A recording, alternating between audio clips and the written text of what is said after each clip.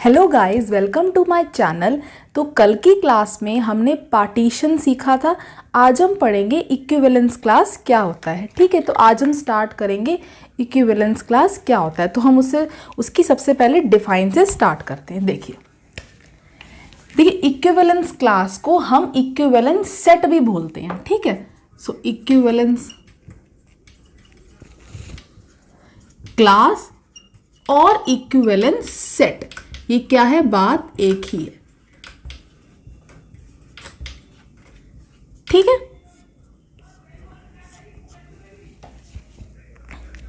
तो देखिए equivalence class क्या होता है। देखिए सपोज कर लीजिए मैंने एक ए ले लिया set, let A be any non empty set. मैंने एक ए नॉन एम्प्टी सेट ले लिया है, ठीक है, and R be any equivalence relation.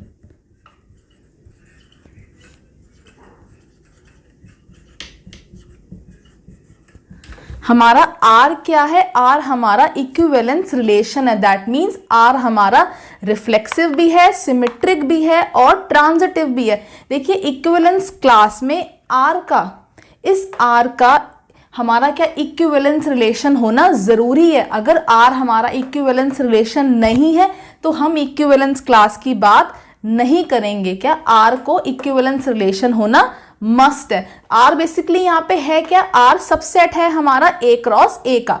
ठीक है, आर क्या है, आर हमारा सबसेट है ए क्रॉस ए का। ठीक है, and R be an equivalence relation, then equivalence class of A, class of A, then equivalence class of A is denoted by या तो इसको ऐसे डिनोट करते हैं या तो ऐसे डिनोट करते हैं। is denoted by this or this and is defined as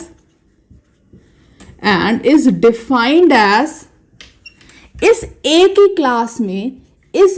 class में वो एलिमेंट आते हैं ए के, इस ए की क्लास में वो एलिमेंट आते हैं ए के सच दैट एक्स कॉम, जिसमें एक्स कॉमा ए क्या कर रहा हो, बिलोंग कर रहा हो आर को। इसमें एक्स कॉमा ए क्या कर रहा हो, बिलोंग कर रहा हो आर को। दैट मीन्स ए की क्लास में वो एलिमेंट आते हैं ए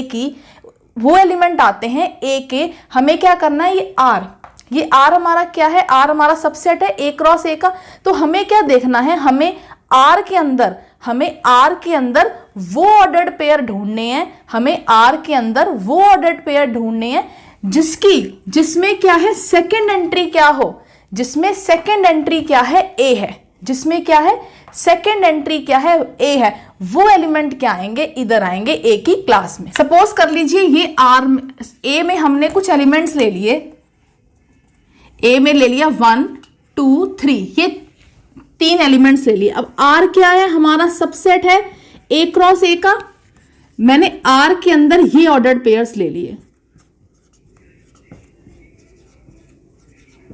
पहले तो आपको ये देखना है, ये आर जो है ये हमारा इक्विवेलेंस रिलेशन होना चाहिए। पहले तो आप ये देखिए क्या ये इक्विवेलेंस रिलेशन है। देखिए रिफ्लेक्सिव भी है, ये सिमेट्रिक भी है और ये ट्रांजिटिव भी है। तो दैट मीन्स हमारा ये आर क्या हो गया, आर हमारा इक्विवेलेंस रिलेशन है। तो अब मैं आपसे पूछूं कि 1 की क्लास में कौन से एलिमेंट आएंगे, 1 की क्लास में कौन से एलिमेंट आएंगे, आपको वो ऑर्डर्ड पेयर ढूंढने हैं इस आर में, जिसमें क्या है, सेकंड एंट्री क्या हो 1 हो, जिसमें सेकंड एंट्री क्या हो 1। तो कौन सा है, ये भी नहीं है, ये भी नहीं, ये है। तो इसके अंदर क्या आ गया, ये आ गया। मैं पूछूं क्लास 2 की क्लास में कौन से एलिमेंट आएंगे, सिर्फ अकेला 2 ही आएगा। या 3 की क्लास में कौन सा एलिमेंट आएगा, सिर्फ 3 ही आएगा। ठीक है, अब आप समझ गए इक्विवेलेंस क्लास क्या होता है।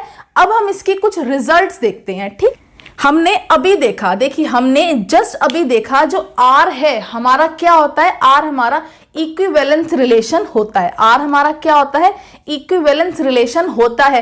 दैट मीन्स R हमारा क्या होता है, अगर R हमारा if R is equivalence relation, अगर R हमारा इक्विवेलेंस रिलेशन है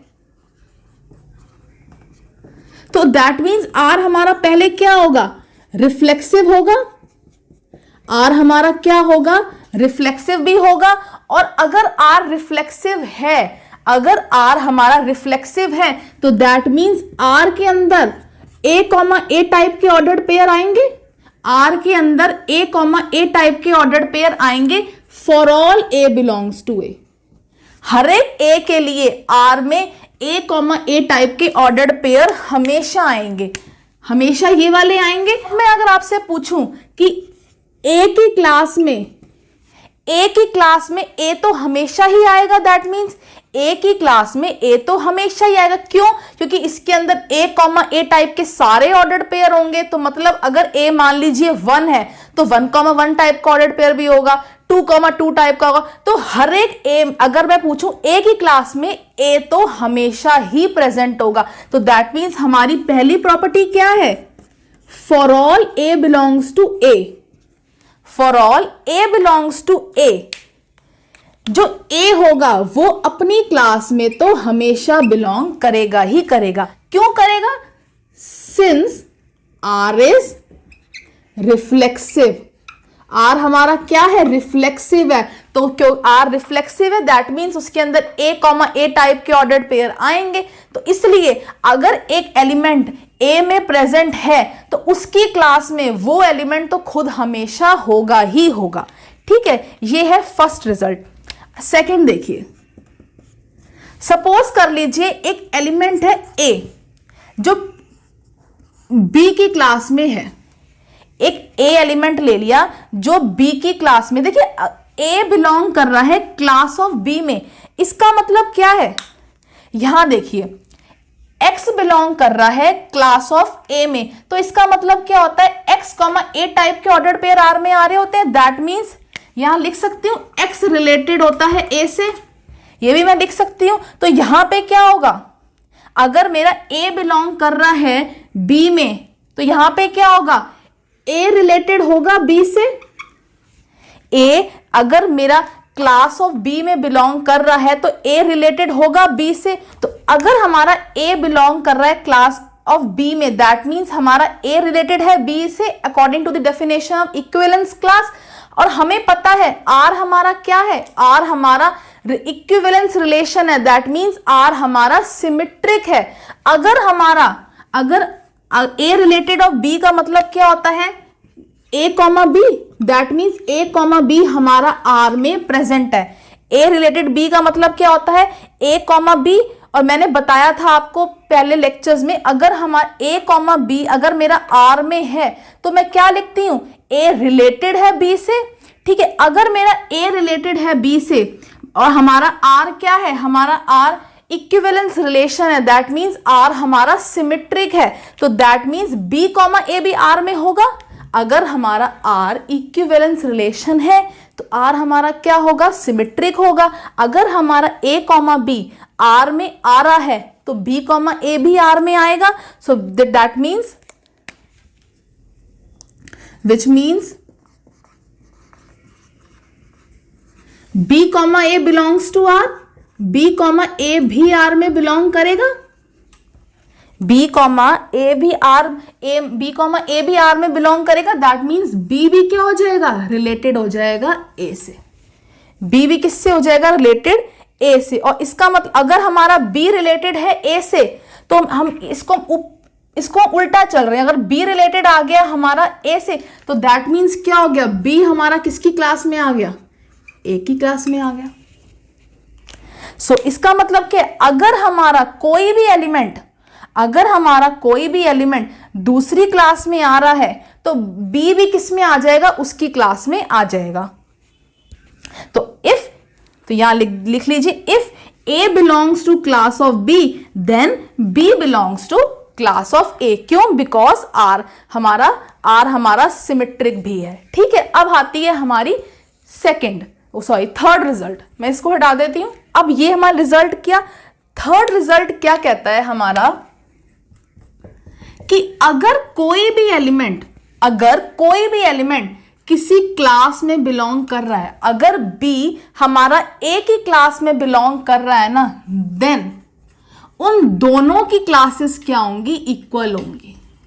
उन दोनों की क्लासेस भी क्या होंगी, इक्वल हो जाएंगी। मतलब जो एलिमेंट इसमें प्रेजेंट है वही इसमें प्रेजेंट होंगे। तो अब हम इसको प्रूव करते हैं। देखिए बी बिलोंग कर रहा है क्लास ऑफ ए में, तो इसका मतलब क्या हो जाएगा, अगर बी बिलोंग कर रहा है क्लास ऑफ ए में, that means B is related to A, that means B is related to A, that means B comma A मतलब बिलोंग कर रहा है आर में।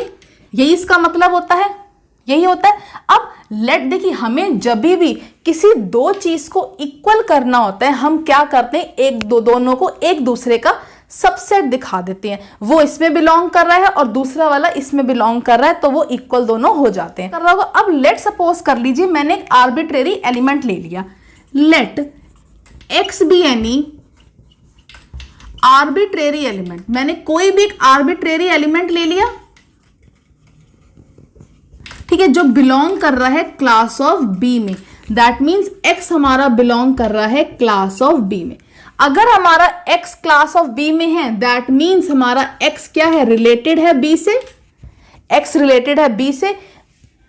ठीक है, और ये हमें क्या थी, ये वाली चीज ये हमें गिवन थी, ये हमने अभी निकाल दिया। हमें एक्स रिलेटेड है बी से एंड बी रिलेटेड है ए से। अगर x रिलेटेड है b से एंड b रिलेटेड है r से, तो x रिलेटेड होगा हमारा a से, बिकॉज हमारा r क्या है, since r is transitive, since r is transitive.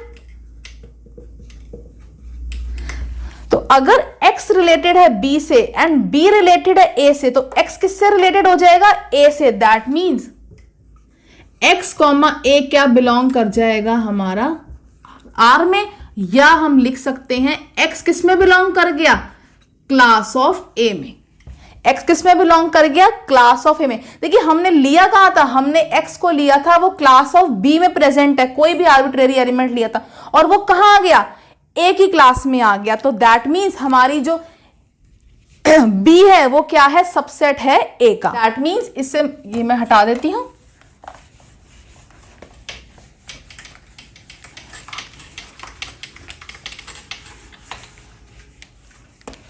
इसका मतलब क्या हुआ, हमारा जो B है वो क्या हो गया, सबसेट है क्लास ऑफ ए का। ये हमने फर्स्ट ले ली कंडीशन। अब हम एक और एलिमेंट ले लेते हैं, लेट y बी यानी आर्बिट्रेरी एलिमेंट। मैंने कोई एक y आर्बिट्रेरी एलिमेंट ले लिया, ठीक है, जहां पे जो y है ये किसको बिलोंग कर रहा है, ये क्लास ऑफ a को बिलोंग कर रहा है। y क्लास ऑफ a को बिलोंग कर रहा है, दैट मीन्स y क्या है, रिलेटेड है a से, y रिलेटेड है a से। और हमें गिवन क्या है, b रिलेटेड है r से। हमें गिवन है b रिलेटेड है a से। हमें गिवन है b रिलेटेड है r से, और हमने निकाला क्या है, हमारा आया y रिलेटेड है r से। तो मैं क्या इसको ऐसे लिख सकती हूं, देखिए y रिलेटेड है a से, और हमें पता है r हमारा क्या है, r हमारा इक्विवेलेंस रिलेशन है। तो मैं इसको क्या ऐसे लिख सकती हूँ, a रिलेटेड है b से, वो भी होगा, क्योंकि अगर r मेरा इक्विवेलेंस रिलेशन है तो r के अंदर a कॉमा b और b कॉमा a टाइप का भी ऑर्डर्ड पेयर होगा। तो एंड a रिलेटेड भी होगा b से। क्यों, सिंस r इज सिमेट्रिक। ठीक है, तो अब देखिए y रिलेटेड है a से एंड a रिलेटेड है b से, दैट मीन्स y किससे रिलेटेड हो गया, b से। That means y comma b belongs to r।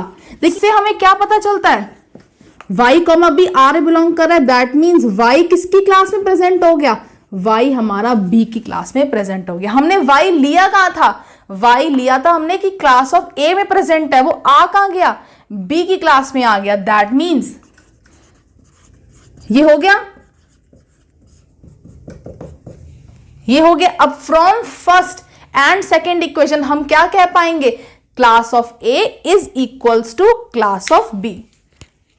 From first and second हम कहेंगे जो दोनों की दोनों क्लासेस हैं वो क्या होंगी, इक्वल होंगी। सो यहीं लिख देती हूं मैं। सो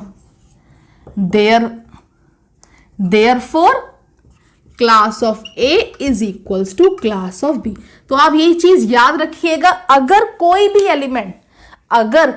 एलिमेंट किसी की क्लास में प्रेजेंट है, अगर कोई भी एलिमेंट कोई भी किसी की क्लास में प्रेजेंट है, तो वो दोनों क्लासेस, उन दोनों की क्लासेस क्या होंगी, हमेशा इक्वल होंगी। उन दोनों की क्लासेस हमेशा इक्वल हो जाएंगी। अब एक नेक्स्ट रिजल्ट देखते हैं।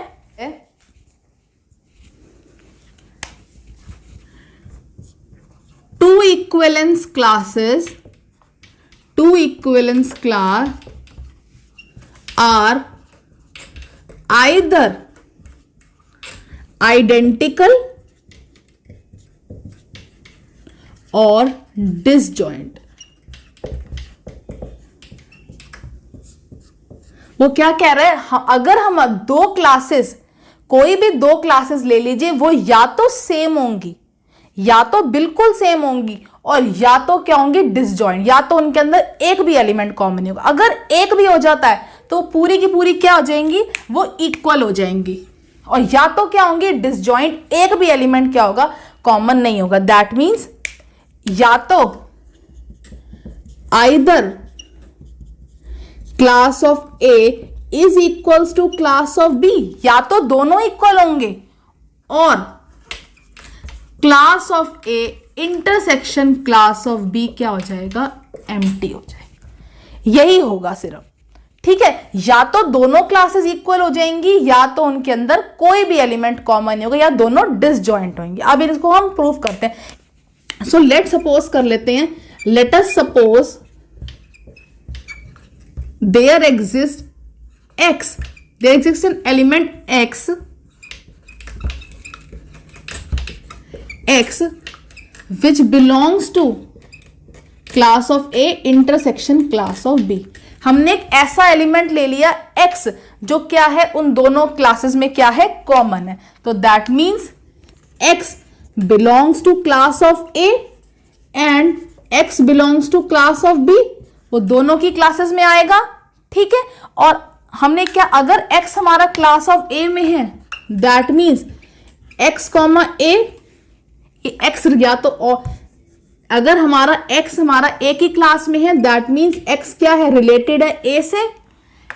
और हमारा अगर x क्या है, B में है, तो दैट मीन्स x क्या है, हमारा रिलेटेड है B से। यही होगा दोनों। अब देखिए, हाँ देखिए, x रिलेटेड A से एंड x रिलेटेड है B से। अब मैंने अभी बताया R क्या है, इक्विवेलेंस रिलेशन है। अगर x रिलेटेड है A से, तो A भी रिलेटेड होगा x से। सो दैट मीन्स मैं इसको ऐसे लिख सकती हूं, A रिलेटेड टू x। क्यों, सिंस R इज सिमेट्रिक, मैं लिख सकती हूं ऐसे, ठीक है। तो अब क्या है, A रिलेटेड है मेरा x से, A रिलेटेड है मेरा x से, एंड x रिलेटेड है मेरा B से। यही गिवन है। अगर A रिलेटेड है x से एंड x रिलेटेड है B से, दैट मीन्स क्या हो जाएगा, A रिलेटेड हो जाएगा B से, A भी रिलेटेड हो जाएगा B से, विच मीन्स A क्या बिलोंग कर गया, A मेरा B की क्लास में बिलोंग कर गया। और मैंने अभी बताया कि अगर कोई एलिमेंट किसी की क्लास में बिलोंग कर रहा है, तो वो दोनों क्लासेस क्या हो जाएंगी, वो दोनों क्लासेस इक्वल हो जाएंगी। तो which means class of A is equals to class of. तो इसका मतलब इससे क्या पता चला, अगर उनके अंदर, अगर हमारा इन दोनों क्लास में अगर एक भी एलिमेंट कॉमन आ जाता है, अगर एक भी एलिमेंट कॉमन आ जाता है, तो वो पूरी की पूरी क्लास ही इक्वल हो जाएगी। तो पूरी की पूरी क्लास ही इक्वल हो जाएगी। अब एक लास्ट थ्योरम अब एक लास्ट रिजल्ट रह रहा है इक्विवेलेंस सेट का, वो हम कल करेंगे, ठीक है। Thank you.